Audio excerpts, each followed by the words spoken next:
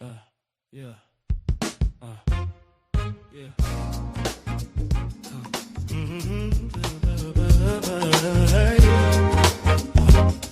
Turn me up a little. Choo. Whoa. Hey. Yeah. Walking, I am calm, but the message loud. No circus talk, I do not play for crowd. I do not chase clicks, I chase clarity. Truth with the rhythm, that is therapy. If it feel heavy, that is how it land. Real life questions in the palm of your hand. We talk love, we talk pain, we talk pride, we talk what folks hide when they outside. This that head nod, mind open, say it straight, no fine print. If it hit you, do not rush, let it sit, let it sink in. Chew on that. Real talk, real issue, where the truth stay at. No smoke, no mirrors, just the facts. If it spark that thought, bring it back. You need to digest this. Chew on that. You need to digest it. Chew on that. Everybody gotta take, I gotta land. I ask one question, then I ask again. What you believe and why you believe it? Who fed it to you? Did you ever read it? We do not do beef, we do not do hate, we do not do fake peace just to feel safe. We dig in deep, then we pull it up. Turn hard conversations into grown love. Breathe. Let it play, if it cut you, it can heal the same. If you're ready for the work, let me see you stand. If you're ready for the truth, put your heart in your hands. Oh, chew on that. Real talk, real issue, where the truth stay at. No smoke, no mirrors, just the facts. If it spark that thought, bring it back. You need to digest this. Chew on that, on that. Yeah, you need to digest it. Chew on that. Chew on that. On that.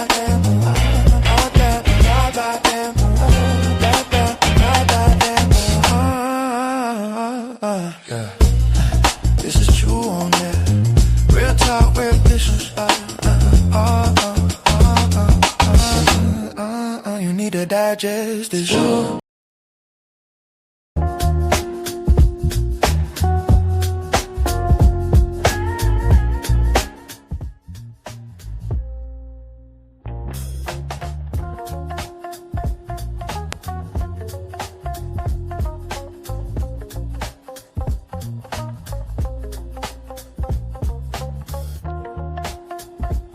Ladies and gentlemen, it's your boy, Randy Choo. You already know it's Mr. Choo on that, man. I am back. Oh my God, this beat slaps. Listen, so I used to have a segment on my show called Books and Business where I would promote different businesses and promote different books that I knew the author of and all of those things. So if you have any businesses you need promoted or books that you want to be promoted on the platform, let your boy know, man. I got you. It's no problem. Oh my God, this beat slaps.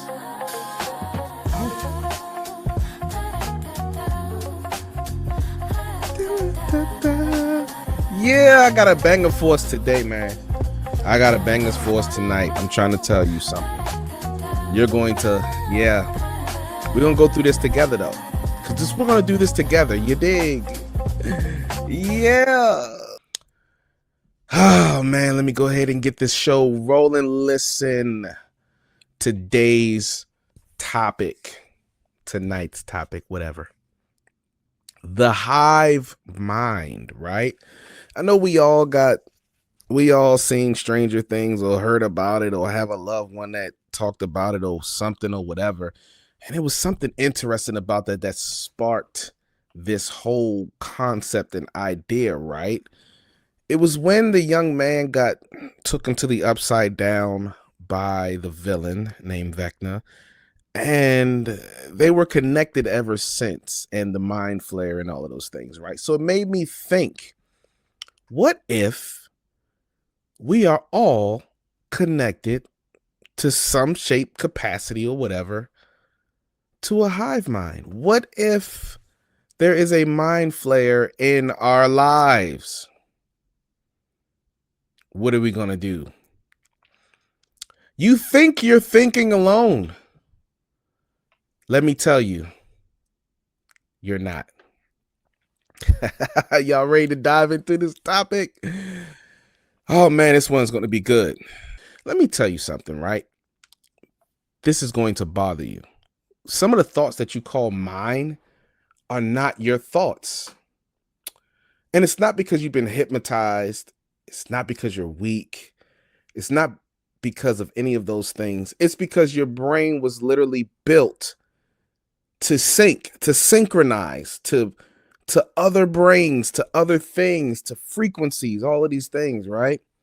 So even right now, you're listening and your nervous system is adjusting to my voice, to me, your attention, your emotions, your pace. You're not just hearing the information and the words that are coming out of my mouth.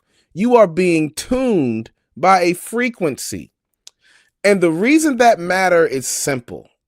The reason it matters is because if human beings are being synced together, then human beings can also be steered in a direction together. That is what I call the hive mind. It's not just a sci-fi thing. It's not some spooky thing. Biology plus social networks plus modern algorithms equals the hive mind. So tonight we're going to walk through the hardware, the software, the glitches, mirror neurons, emotional contagion, conformity, identity fusion, groupthink. We're going to talk about all of this for a brief moment. Then we're going to talk about the digital hive because that is where the danger gets turbocharged, right? Social media, internet, all of those things. And by the end of this conversation, you are going to ask yourself one question. Is this my conviction, or is this my tribe, my community, my hive mind talking, thinking through me? Welcome to the show. Welcome to Chew on That. You need to digest this.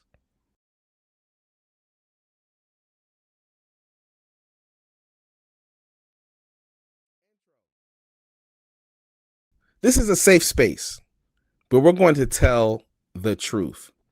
This is a dialogue, even when it is just me talking. And if you're listening, I want you ready to comment below because this topic is going to be personal to you. It's about your friends, your feed, your religion, your job, your politics, your relationships. It is about belonging, right? Now, listen, I'm not here to try to embarrass you, but I'm going to challenge you because you have a hive mind. And it's crazy because the hive mind does not destroy people with force. It destroys them with comfort. So let's get into it, right?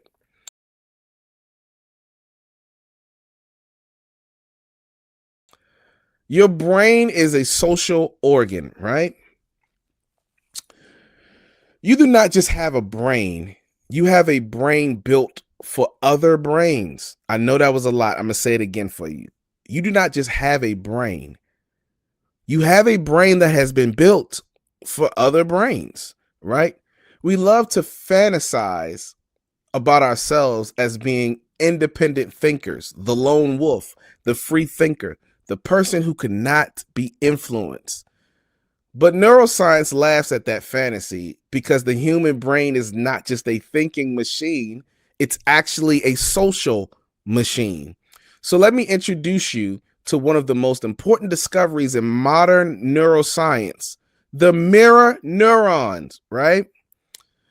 These neurons fire when you do something, and they also fire when you watch someone else do that same thing. So when you watch someone smile, your brain simulates smiling. When you watch someone in pain, your brain lights up as if it could be you going through that pain, right? When you watch fear, you start rehearsing fear. This is what makes movies and things you watch so makes you feel so connected to it, right? That means your brain is constantly running background programs that say, what are we doing? How are we feeling? What is normal here, right? Let me say it another way. Your brain has an internal thermostat called belonging, and it is always adjusting. Now, here's where it gets even wilder. There is research out of Princeton showing that during effective storytelling and communication, the listener's brain activity starts aligning with the speaker's brain activity, not just in language centers, but also across multiple regions and areas and geographies. So it wasn't just a study in just language centers. It was like this study went across multiple regions, right? That means a powerful connector is not just giving you ideas, they are synchronizing your brain. So you tell me, if minds can sync like this, right? If the study from Princeton is accurate, what happens when the wrong voices take the microphone? Your brain is not built to think alone. It is built to synchronize. Mirror neurons are the hardware. Storytelling is the cable. And once the connection is made, you stop receiving information and you start getting tuned.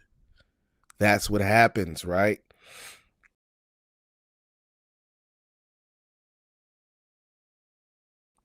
So let's talk about our emotions, right? Emotions are viral. You're not just an individual. You are a node in a network. Now let's talk about social contagion, right? There was a long-running study that tracked thousands of people over decades, right? And what they found is that emotions and behaviors spread throughout social networks like viruses. Literally, your attitude could be COVID. Anyway, happiness spreads, loneliness spreads, smoking spreads, weight gain spreads. And the part that makes people uncomfortable is the distance, right? Not just your friend, your friend's friend, your friend's friend's friend, and so on. There are 3 degrees of separation. So before you judge yourself for not being consistent, I want you to ask yourself this one question. What are you actually surrounded by? Because if your brain is constantly collaborating to what normal is, if everybody around you complains, you start thinking that complaining is realism. If everybody around you is anxious, you start to think that anxiety is wisdom. Listen, if everybody around you is bitter, you start thinking bitterness is discernment. And the hive mind does not always feel like pressure. Sometimes it feels like culture. Sometimes it feels like home. Some of what you call your mood is actually not even your mood. Listen, I'm going to say it again. Some of what you call your mood is not even your mood. It is network residue. You caught it from your environment. And the scary part is you will actually defend it like it's your own personality.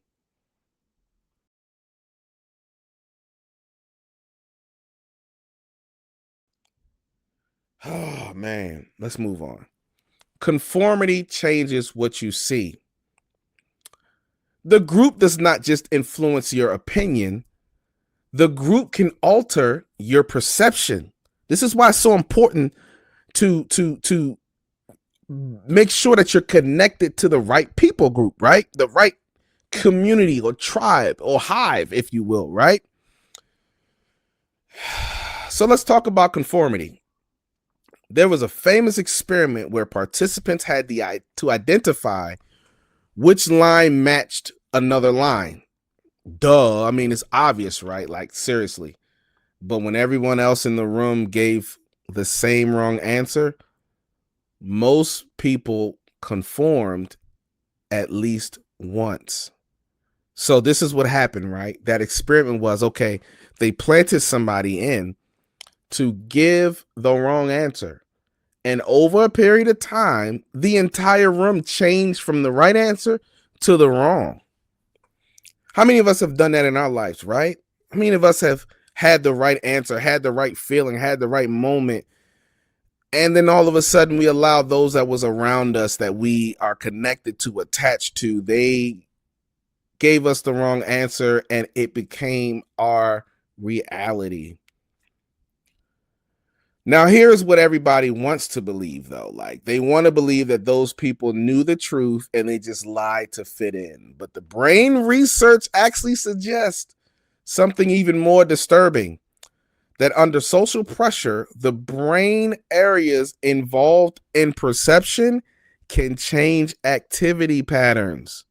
Listen.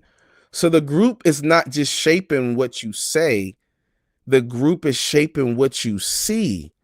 And that means consensus is not just social, it becomes neurological. Oh my gosh. Now, let me ask you a question that is going to hit you right where you live.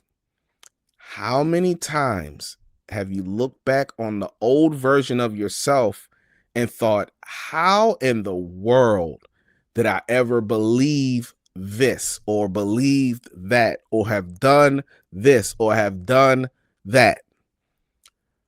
You got to keep in mind, you're not only changing, you are being changed, right? So conformity is not always a lie. Sometimes it is a rewrite, right? The group can make you experience a different reality and you will swear it is the truth because it feels like the truth.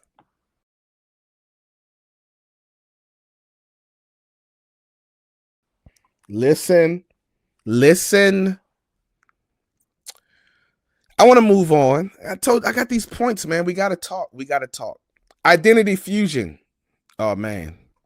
Uh-oh. Think I'm going to lose some support on this one. When us becomes me, the group gains your body, your courage, and your blind spots. There is a concept that I would like to call identity fusion. Now, this is not my original thought. I didn't think about calling it identity fusion. When I was researching and studying, I came up and I saw that and I wanted to adopt it. Cool. Identity fusion is when the boundary between self and the group blurs so deeply that you begin to process the group like they process themselves. Man. So when you think about a fused group member, your brain responds like it is thinking about you. Now stop. Hold up. Let me think about this. So when you're thinking, if you get so connected to this group, the people that you're around, right? When you start thinking about them, your brain will actually start responding as if you're thinking about yourself. This is what makes cults so strong. If I can get you to fuse with a group, what can I get you to do?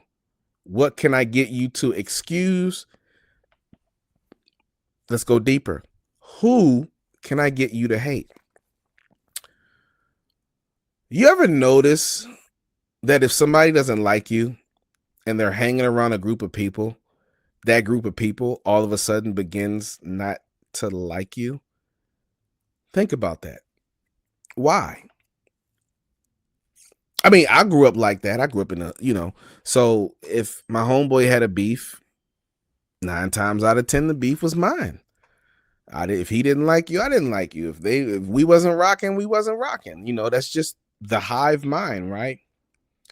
But this is why sports bring up so much emotion and riots happen. And this is why online pylons feel so righteous, like everyone has a statement to make, then everyone comments on the statement and everyone's high-fiving and clapping in the comments and all of these things, right?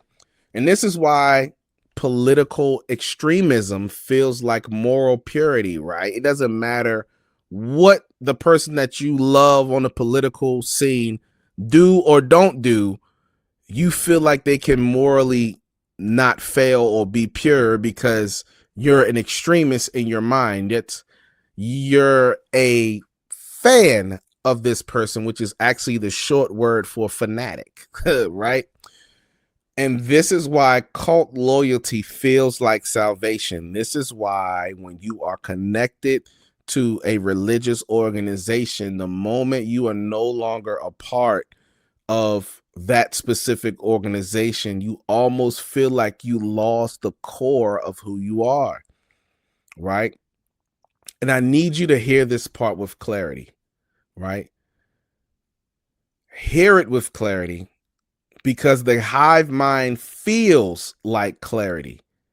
It feels like I can finally see.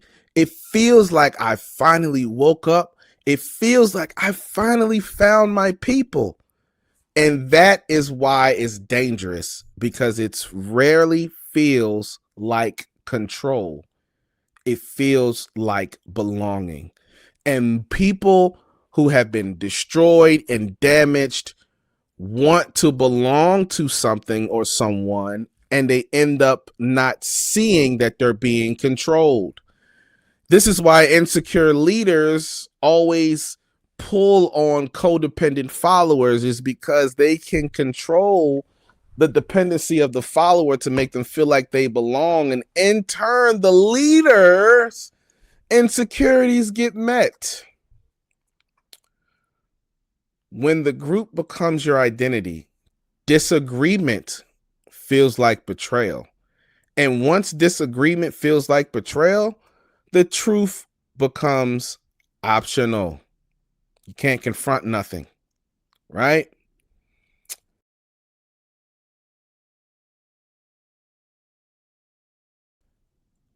There's this study called groupthink. I want to talk about this for a little bit. How can I say this? Groups malfunction when cohesion becomes more important than accuracy. Listen, man, this Mr. Choo on that spitting. Let me say this again. Groups malfunction when cohesion becomes more important than accuracy. Now let's talk about what happens when the hive mind breaks, right?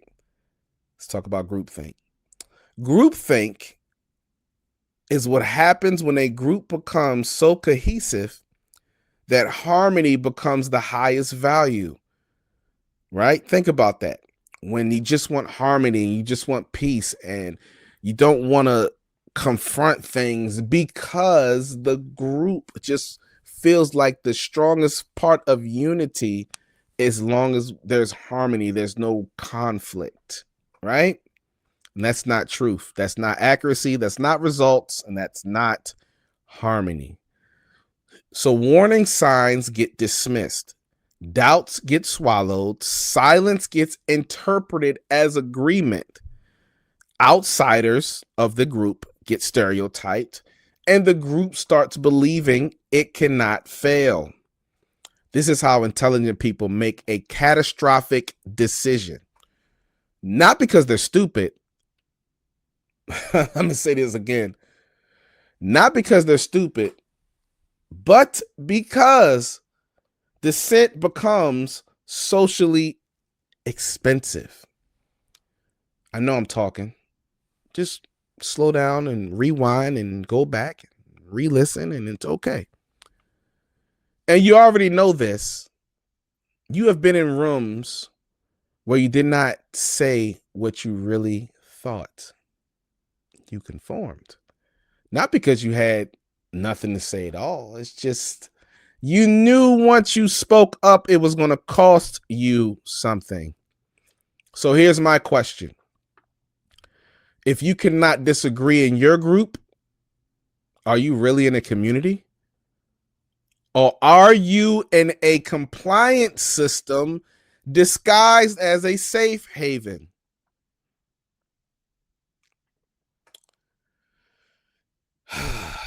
Groupthink is what happens when the need to belong outweighs the need to be right. It is hive mind malfunction. It optimizes for comfort and calls it confidence.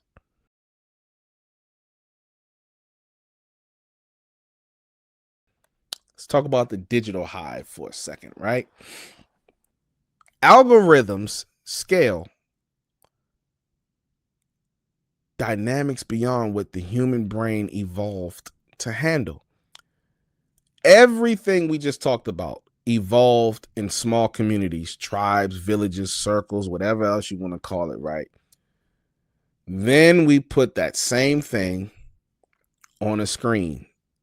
We put the hive on the screen and we connected it to a machine that learns what you react to. Algorithms do not reward thinking, they reward engagement.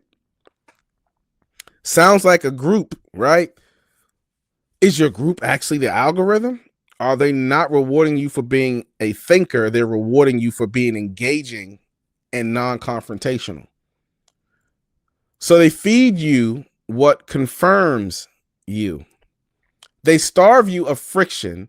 They amplify emotion because emotion spreads faster than reason. Think about that. Emotion spreads faster than reason. Think about that.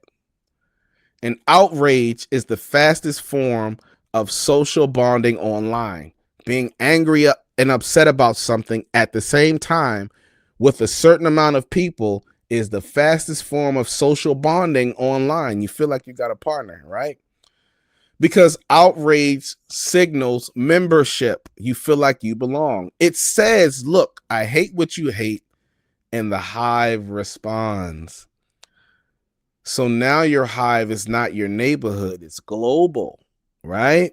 Millions of people reinforcing the same narrative over and over again all day long is now in your pocket. So let me ask you this. When was the last time your feed made you more patient, more humble, more curious, more inspired to become the better you, right?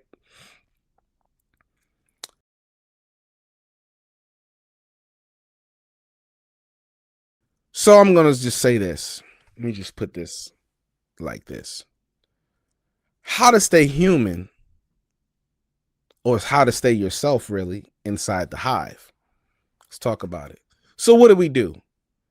Because obviously, no matter where you go, you can't escape being attached to a hive mind. You can't escape it. But you can become conscious of it, right? And here are the signs you are slipping into unconscious conformity. So I'm about to give you some signs that you are actually slipping into unconscious conformity. You ready? Here we go. Number one, you cannot explain the opposing view fairly. If you have a viewpoint and someone has another viewpoint, you can't explain the opposite's viewpoint fairly without anger or emotion or dismissing or having what we call an ad hominem attack, which means you don't attack the argument, you attack the person.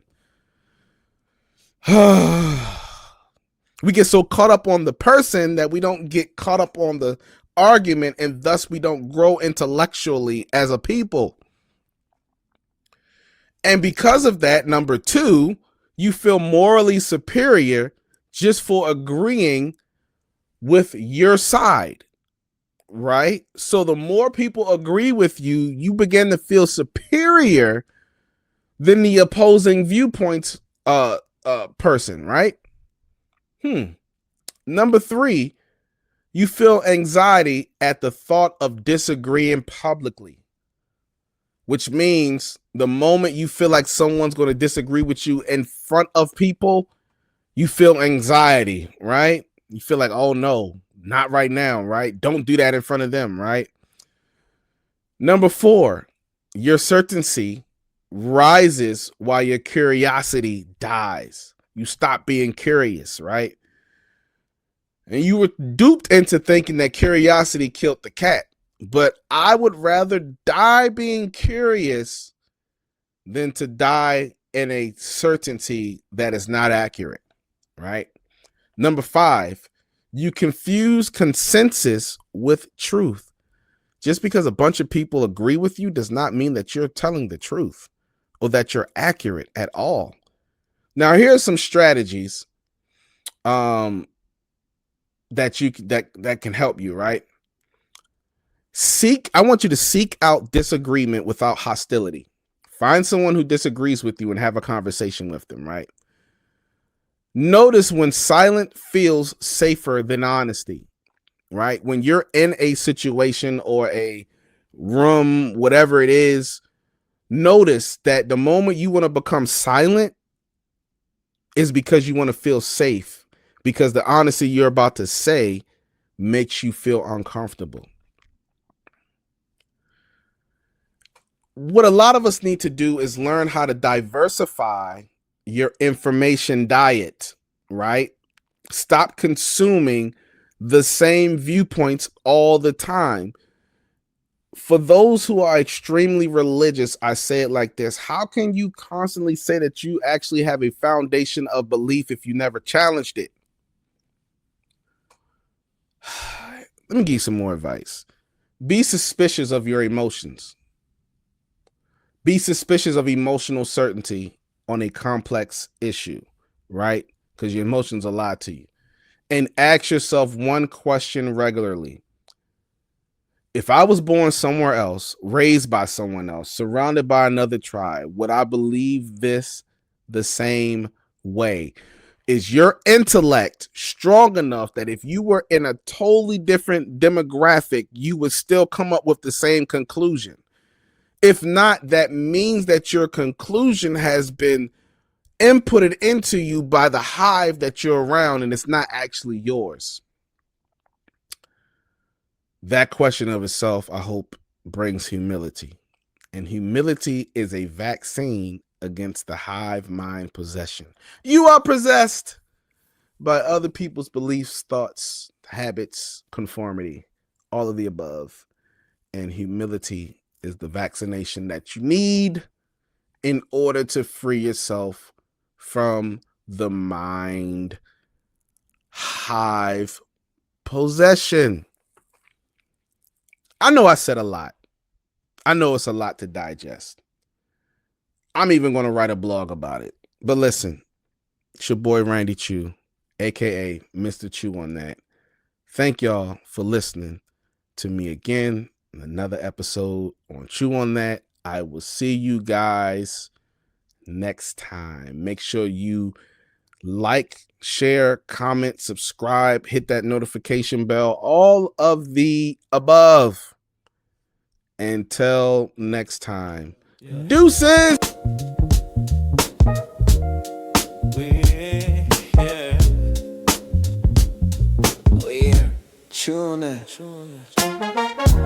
We dug in deep, now let it breathe. Take what you need, leave what you do not. Real talk, real issues, no sleep. Truth in the tone, it hit or it did not. If it made you pause, that is a good sign. If it made you think, let it change your mind. Do not just scroll, do not just react. Sit with the weight, then move with the facts. Chew on that. We said what we said, now build on that. You need to digest this, do not rush back. Take it to your life, let it work like that. Real talk, real issues, that is the track. If you felt that truth, you know where we at. Till next time, yeah, Chew on that. Follow the movement, subscribe, tap in, we back soon. Chew on that.